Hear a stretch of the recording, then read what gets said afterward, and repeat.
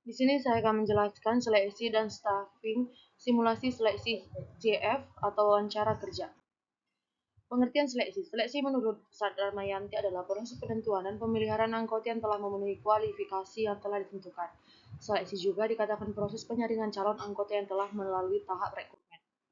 Pengertian staffing. Staffing merupakan fungsi manajemen yang terkait dengan proses penarikan, penempatan, pelatihan, dan pengembangan anggota organisasi.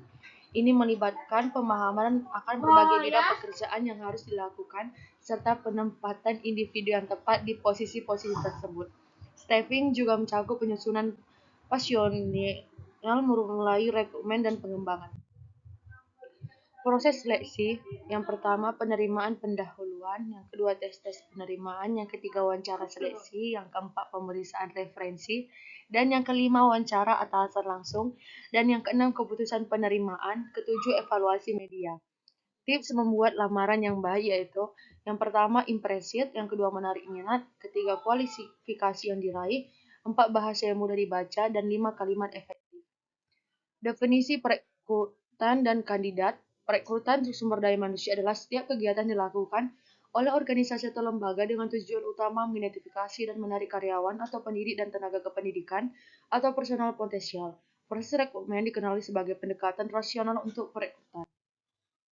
Teknik perekrutan. Yang pertama, teknik perekrutan sentralisasi biasanya dilakukan secara terpusat di kantor pusat organisasi jika pegawai yang akan direkrut berjumlah sangat besar dengan kualifikasi jabatan yang bervariasi.